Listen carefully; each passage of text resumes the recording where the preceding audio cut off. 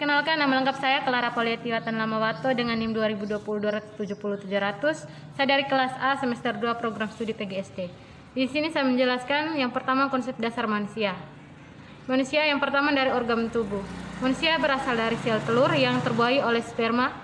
Kedua sel bersatu membentuk sel baru yang merupakan asal kehidupan manusia. Sel yang terbuai akan mengalami pembelahan terus-menerus, mengalami perubahan sifat dan kemudian menjadi janin, kemudian lahirlah dari rahim ibu dan tumbuh menjadi manusia. Kumpulan sel berbentuk jaringan. Contoh jaringan adalah jaringan saraf, jaringan ikat, jaringan otot. Sekelompok jaringan yang bekerja sama membentuk fungsi khusus dalam tubuh yang dinamakan dengan organ.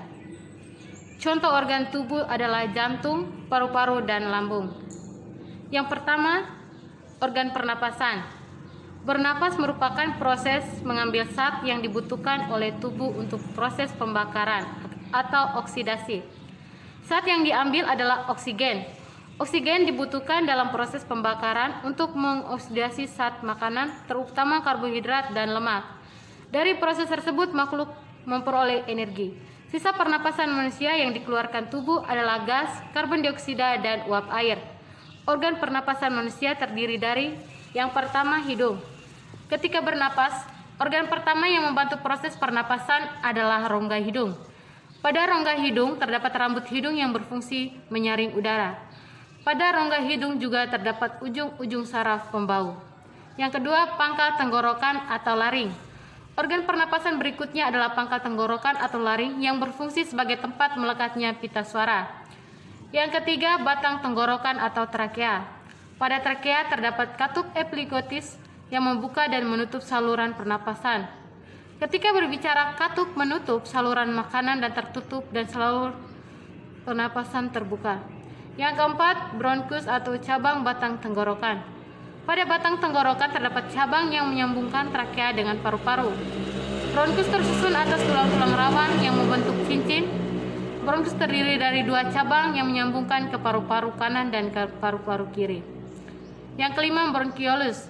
Bronkiolus merupakan cabang-cabang kecil yang menghubungkan bronkus dan paru-paru. Bronkiolus tersambung dengan lobus atau gelambir. Paru-paru kanan terdapat 3 lobus dan paru-paru kiri terdapat 2 lobus.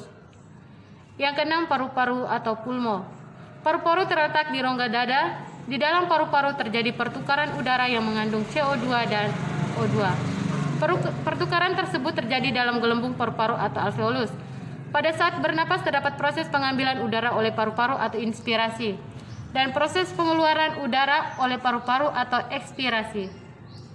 Proses bernapas juga dipengaruhi oleh aktivitas organ yang bekerja sehingga proses bernapas dibedakan menjadi pernapasan dada dan pernapasan perut. Pernapasan dada dipengaruhi oleh aktivitas otot antar tulang rusuk. Fase inspirasi ditandai kontraksi otot antar tulang rusuk eksternal. Ini menyebabkan tulang rusuk terangkat sehingga rongga dada membesar. Akibat tekanan di rongga dada menjadi lebih kecil dibandingkan tekanan di luar sehingga udara terhisap masuk. Fase ekspirasi terjadi ketika kontraksi otot antar tulang rusuk internal sehingga tulang rusuk kembali pada posisi normal. Saat itu rongga dada mengecil, tekanan di dalam menjadi lebih besar daripada di luar yang menyebabkan udara terhembus keluar. Pernapasan perut dikenal juga dengan pernapasan diafragma karena mekanisme pernapasan ini dipengaruhi oleh otot-otot diafragma di dalam perut. Fase inspirasinya terjadi karena kontraksi diafragma. Perut menjadi datar sehingga rongga dada membesar. Akibatnya tekanan dalam rongga dada menjadi lebih kecil daripada tekanan di luar sehingga udara masuk. Sedangkan fase ekspirasinya merupakan relaksasi diafragma sehingga otot kembali ke posisi semula dan rongga dada mengecil. Akibatnya tekanan dalam rongga dada menjadi lebih besar sehingga udara terhembus keluar. Yang berikut organ pencernaan. Manusia membutuhkan makanan dan minuman untuk dapat bertahan hidup. Makanan dan minuman mengandung sumber tenaga serta mengganti sel-sel tubuh yang rusak. Namun makanan yang dimakan tidak dapat langsung diserap tubuh karena molekul-molekul makanan yang terlalu besar. Zat makanan tersebut harus dipecahkan atau dicerna menjadi zat yang sangat kecil agar dapat diserap dan larut dalam zat darah. Setiap hari manusia membutuhkan makanan bergizi sebagai sumber nutrisi bagi tubuh. Makanan bergizi mengandung protein, karbohidrat, lemak, mineral, air, dan vitamin dalam kadar yang seimbang sehingga mudah dicerna tubuh. Proses pencernaan dimulai dari mulut yang terjadi secara kimia dan mekanik. Di dalam rongga mulut terdapat gigi, lidah, dan kelenjar ludah. Gigi terdiri dari gigi geraham atau molar yang berfungsi untuk mengilas dan mengunyah makanan. Gigi taring atau canthus yang berfungsi menyobek makanan, dan gigi seri atau incisivus yang berfungsi memotong dan mengiris makanan. Ketika mengunyah, kelenjar ludah menghasilkan saliva atau air ludah yang berfungsi membasahi dan melembutkan makanan serta mempermudah proses penelan. Ludah mengandung air, lendir garam, dan enzim ptyalin membantu melarutkan makanan serta mengubah karbohidrat menjadi maltosa. Sedangkan lidah berfungsi untuk mengatur letak makanan dan mendorong makanan ke bagian kerongkongan. Kerongkongan atau esofagus adalah saluran penghubung antara mulut dan lambung. Makanan didorong sepanjang kerongkongan dengan kecepatan 20 cm per detik. Gerakan ini disebut dengan gerak peristaltik. Dengan gerakan ini, makanan dapat masuk ke lambung. Lambung atau ventriculus merupakan satu kantung yang terletak di rongga perut sebelah kiri. Lambung melakukan pencernaan secara mekanis dan kimiawi. Sedangkan secara kimiawi, lambung mengeluarkan getah yang mengandung pepsin, asam klorida, dan renin. Pepsin berfungsi mengubah protein menjadi molekul yang lebih kecil. Asam klorida berfungsi membunuh kuman dan bakteri pada makanan. Renin mengubah susu menjadi kasein. Makanan yang dicerna oleh lambung kemudian sedikit demi sedikit meninggalkan lambung menuju usus 12 jari. Usus halus terdiri atas usus 12 jari, usus kosong, dan usus penyerapan. Pada usus 12 jari bermuara saluran dari empedu dan saluran darah. Getah empedu disalurkan ke usus 12 jari untuk mengemulsi lemak. Sedangkan pankreas mengandung enzim lipase atau amilase dan trypsinogen yang memecah lemak, amilum, dan protein. Usus halus juga memiliki getah yang mengandung enzim sucrase, maltase, dan laktase. Penyerapan sari-sari makanan terjadi di usus penyerapan. Di dalam usus penyerapan terdapat jontot-jontot usus yang menyerap gula. Ada juga berperan dalam sistem peredaran darah. Darah terdiri atas plasma darah, sel darah merah, sel darah putih, dan keping darah. Sel darah merah memiliki hemoglobin yang berfungsi mengikat oksigen. Sel darah merah dihasilkan di limpa, hati, dan sumsum merah pada tulang pipi. Sel darah putih berfungsi sebagai antibodi untuk melawan bibit penyakit yang masuk ke dalam tubuh. Sel darah putih dibentuk dari sumsum merah, kura, dan kelenjar limpa. Trombosit atau keping darah diproduksi dari sumsum merah yang berperan penting dalam proses pembekuan darah. Darah berfungsi yang pertama mengangkut sari makanan ke seluruh tubuh, yang kedua mengangkut oksigen dan dari paru-paru ke seluruh tubuh dan CO2 ke paru-paru. Yang ketiga, mengedarkan hormon ke bagian tubuh yang membutuhkan. Yang keempat, mempertahankan kehangatan tubuh terhadap temperatur. Dua rangka manusia terdiri atas 206 buah tulang. Berdasarkan bentuknya, tulang-tulang tersebut terbagi atas 3 macam, yakni tulang pipa. Bentuknya bulat panjang, berisi sumsum kuning dan mengandung lemak. Contohnya tulang lengan atas, tulang paha, dan tulang betis. Yang kedua, tulang pipi. Bentuknya pipi, bagian dalam berbentuk bunga karang dan berisi sumsum merah. Contohnya tulang tengkorak, tulang belikat, dan tulang rusuk. Yang ketiga, tulang pendek. Bentuknya bulat pendek, bagian dalam seperti tulang pipi. Contohnya ruas-ruas tulang belakang, tulang pergelangan tangan, dan kaki. Secara garis besar, rangka manusia terdiri atas 3 bagian, yakni rangka kepala, berfungsi melindungi organ penting yang ada di kepala. Rangka kepala atau tengkorak terdiri dari tulang tengkorak wajah dan tulang pelindung otak. Yang berikut rangka badan. Rangka badan terdiri dari tulang belakang, tulang rusuk, tulang dada, dan tulang gelang bahu dan tulang gelang panggul. Yang berikut rangka anggota gerak. Rangka anggota gerak tersusun atas anggota gerak yang meliputi tulang pengumil, lengan atas, hasta, pergelangan tangan, telapak tangan, dan ruas jari tangan. Susunan anggota gerak bawah meliputi tulang paha, tempurung, lutut kering, betis, pergelangan kaki, telapak kaki, dan ruas kaki. Pemekaran tersebut terjadi dalam gelembung paru-paru atau alveolus. Pada saat bernapas terdapat proses pengambilan udara oleh paru-paru atau inspirasi dan proses pengeluaran udara oleh paru-paru atau ekspirasi. Proses bernapas juga dipengaruhi oleh aktivitas organ yang bekerja, sehingga proses bernapas dibedakan menjadi pernapasan dada dan pernapasan perut. Pernapasan dada dipengaruhi oleh aktivitas otot antar tulang rusuk. Fase inspirasi ditandai kontraksi otot antar tulang rusuk eksternal. Ini menyebabkan tulang rusuk terangkat sehingga rongga dada membesar. Akibat tekanan di rongga dada menjadi lebih kecil dibandingkan tekanan di luar, sehingga udara terhisap masuk. Fase ekspirasi terjadi ketika kontraksi otot antar tulang rusuk internal sehingga tulang rusuk kembali pada posisi normal. Saat itu rongga dada mengecil, tekanan di dalam menjadi lebih besar daripada di luar yang menyebabkan udara terhembus keluar. Pernapasan perut dikenal juga dengan pernapasan diafragma karena mekanisme pernapasan ini dipengaruhi oleh otot-otot diafragma di dalam perut. Fase inspirasinya terjadi karena kontraksi diafragma. Perut menjadi datar sehingga rongga dada membesar. Akibatnya tekanan dalam rongga dada menjadi lebih kecil daripada tekanan di luar sehingga udara masuk. Sedangkan fase ekspirasinya merupakan relaksasi diafragma sehingga otot kembali ke posisi semula dan rongga dada mengecil. Akibatnya tekanan dalam rongga dada menjadi lebih besar sehingga udara terhembus keluar. Yang berikut organ pencernaan. Manusia membutuhkan makanan dan minuman untuk dapat bertahan hidup.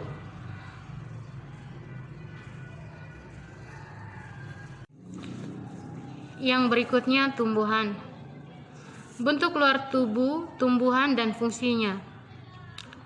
Tumbuhan sangat penting karena tumbuhan sebagai sumber bahan pangan bagi manusia dan hewan, sehingga kita dapat memperoleh gizi yang membuat tubuh kita tetap sehat dan bugar. Yang berikut melindungi manusia dari panas cahaya matahari sebagai tempat berteduh dan perlindungan bagi hewan dari hewan lainnya. Tumbuhan sangat berguna untuk mencegah banjir dan longsor. Tumbuhan dapat digunakan sebagai bahan bangunan dan perabotan seperti meja, kursi, lemari, dan sebagainya. Tumbuhan dapat digunakan sebagai bahan obat-obatan. Tumbuhan juga dapat digunakan sebagai bahan industri seperti kopi, teh, getah karet, kelapa sawit. Kertas dan pensil bahannya berasal dari tumbuhan. Tumbuhan juga menghasilkan oksigen dan membuat udara menjadi segar. Tumbuhan terdiri atas beberapa bagian, seperti bagian tumbuhan memiliki fungsi yang berbeda dan saling bekerja sama agar tumbuhan tersebut tetap sehat. Berikut adalah rangkuman untuk mengetahui fungsi setiap bagian tumbuhan bagi tumbuhan itu sendiri. Yang pertama, akar, memperkuat berdirinya batang tumbuhan, menyerap air dan mineral dari dalam tanah dan bentuk untuk penyimpanan cadangan makanan pada tumbuhan umbi-umbian. Batang sebagai penopang tubuh tumbuhan agar tumbuhan tersebut tetap berdiri tegak, mengangkut air dan mineral dari akar menuju daun dan sebagai tempat penyimpanan makanan cadangan pada tumbuhan tertentu. Misalnya batang tumbuhan tebu dan sagu. Yang berikutnya daun.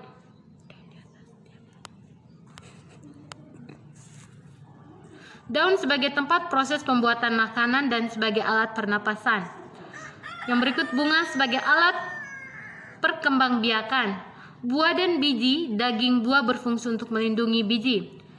Biji bila kita tanam akan menjadi tanaman baru. Tumbuhan dapat dikelompokkan berdasarkan kesamaan ciri-ciri yang dimiliki.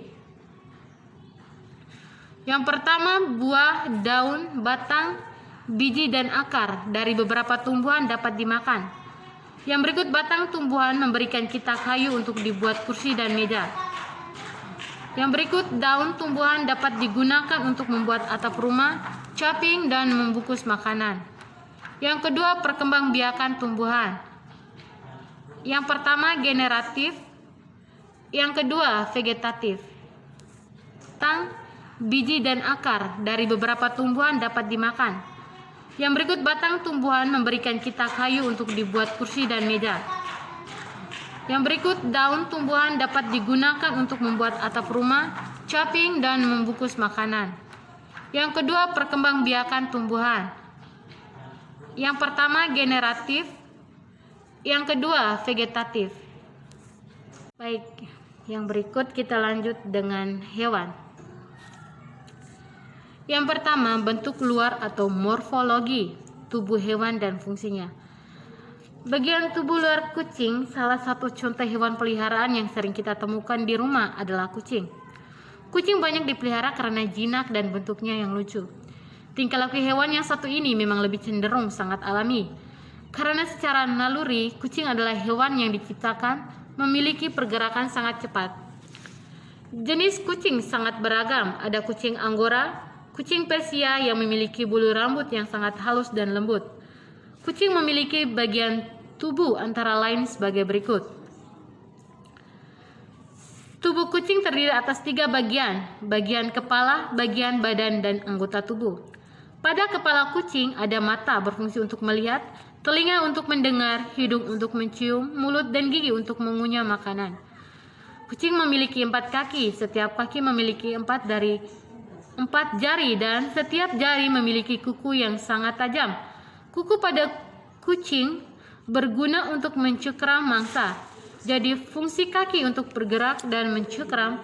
Bagian paling belakang dari tubuhnya adalah ekor, berfungsi untuk menjaga keseimbangan. Seluruh tubuh kucing tertutup dengan bulu rambut. Bulu rambut ini berfungsi untuk menjaga tubuh agar tetap hangat. Di pipi kucing terdapat kumis, merupakan bagian penting untuk gerakan kucing dan sebagai pendukung rasa aman. Tanpa kumis, kucing tidak akan mampu mencapai gerakan-gerakan akrobatik atau melindungi diri dari situasi yang berbahaya. Fungsi utama dari kumis kucing adalah untuk bekerja sebagai alat mendeteksi kondisi lingkungan. Kerusakan pada kumis kucing tidak hanya menyebabkan kucing menjadi tidak nyaman, tetapi juga membuat mereka menjadi bingung dan kehilangan arah. Jadi, jangan sekali-kali mencoba mencabut kumis.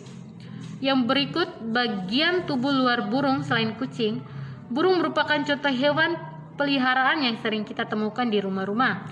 Banyak orang yang memelihara burung karena tertarik dengan suaranya yang merdu. Suara burung beraneka ragam sesuai dengan jenisnya. Misalnya suara burung jalak akan berbeda dengan suara burung nuri. Burung memiliki bagian tubuh dengan fungsinya, yakni yang pertama, mata burung berfungsi untuk melihat benda-benda di sekitarnya. Paruh burung berfungsi untuk mengambil makanan. Bentuk paruh burung beraneka ragam sesuai dengan jenis makanannya. Bentuk paruh burung pemakan biji berbeda dengan bentuk paruh burung pemakan daging. Bentuk paruh burung pemakan biji yaitu berukuran pendek, tebal, runcing, dan tajam, yang berfungsi membantu burung mengambil dan memecah biji-bijian dari pepohonan. Sedangkan paruh burung pemakan daging, misalnya burung elang, mempunyai ciri khas bentuk paruh yang membengkok, runcing, dan tajam. Fungsi dari bentuk ini adalah agar burung elang mudah mengoyak dan mencabik-cabik mangsanya. Cakar burung berfungsi untuk mencengkram mangsanya, misalnya burung elang, dan untuk bertengkar di dahan pohon, misalnya burung pipit. Sayap burung berfungsi untuk bergerak atau terbang dengan cara mengepakkan sayapnya. Ekor burung berfungsi untuk menjaga keseimbangan burung sewaktu terbang. Bulu burung berfungsi untuk menutup tubuhnya dari udara di sekitarnya, yakni dari udara dingin dan hujan. Bagian tubuh luar ikan merupakan hewan yang hidup selalu di air. Ikan ada yang hidup di air tawar, misalnya ikan mas, nila, dan mujair. Ikan ada yang hidup di air payau, misalnya ikan bandeng, ikan bawal, ikan kerapu, dan ikan kakap putih. Selain hidup di air tawar dan air payau, ikan hidup di air asin atau di laut, misalnya ikan cakalang, ikan kakap merah, ikan kembung. Karena keunikan dan keindahan warnanya, ikan banyak dipelihara di akuarium sebagai ikan hias. Misalnya ikan arwana, ikan lauhan, ikan maskoki, ikan koi, dan ikan Oscar. Daging ikan banyak dikonsumsi karena kandungan gizinya, terutama kandungan proteinnya. Kita tidak akan membahas tentang kandungan gizi ikan, tetapi kita akan bahas tentang bagian luar tubuh ikan dan fungsinya. Secara umum, tubuh ikan terbagi atas 3 bagian, yaitu bagian kepala, bagian badan, dan bagian ekor. Adapun setiap bagian tubuh ikan dan fungsinya. Fungsi bagian luar tubuh ikan antara lain: mata untuk melihat, mulut untuk makan. Kebanyakan ikan memiliki beberapa sirip untuk berenang. Mereka menggunakan beberapa sirip mereka untuk mendorong diri melalui air, dan lainnya untuk mengarahkan tubuh saat mereka berenang. Jadi sirip berfungsi untuk bergerak dan mengubah arah gerak. Bagian perut ikan untuk mengolah makanan dan ekor untuk bergerak mengubah arah gerak. Beberapa bagian tubuh ikan ditutupi oleh sisik yang berfungsi untuk melindungi ikan dari pemangsa dan untuk mengurangi gesekan dengan air. Ikan memiliki insang yang memungkinkan mereka untuk bernapas dan mengambil oksigen di dalam air. Air masuk melalui mulut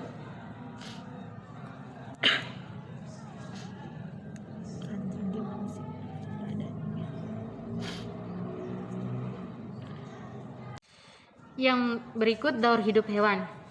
Hewan mengalami daur hidup. Daur hidup adalah tahap perkembangan hewan sejak menetas atau lahir sampai dewasa.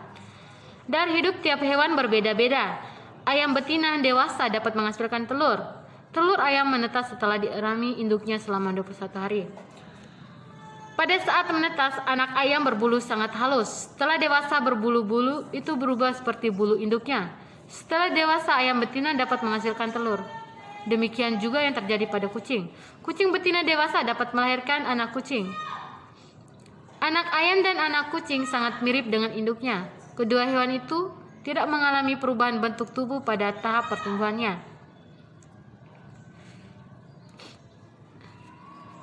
Hewan yang mengalami perubahan bentuk tubuh dalam pertumbuhannya disebut mengalami metamorfosis. Metamorfosis dibedakan menjadi 2, yaitu metamorfosis sempurna dan metamorfosis tidak sempurna. Metamorfosis sempurna, contoh hewan yang mengalami metamorfosis sempurna adalah kupu-kupu, nyamuk, lalat, dan katak. Kupu-kupu, daur hidup kupu-kupu dimulai dari telur, seperti hewan sejenisnya. Kupu-kupu betina bertelur. Telur itu diletakkan di atas dedaunan, kemudian telur menetas menjadi larva. Larva adalah hewan muda yang akan berubah bentuk ketika menjadi dewasa. Larva kupu-kupu disebut ulat. Ulat makan dedaunan. Makin lama, ulat berkurang jumlah makanannya dan gerakannya. Akhirnya ulat diam tidak bergerak. Seiring dengan makin lama gerakannya, ulat membungkus dirinya dengan benang. Benang itu terbuat dari air liurnya. Setelah seluruh tubuh terbungkus benang oleh menjadi kepompong atau pupa. Setelah menjadi kepompong, ulat berhenti makan. Kupu-kupu dewasa akan bertelur lagi dan meletakkan telurnya di atas dedaunan lagi. Sekian penjelasan dari saya. Terima kasih.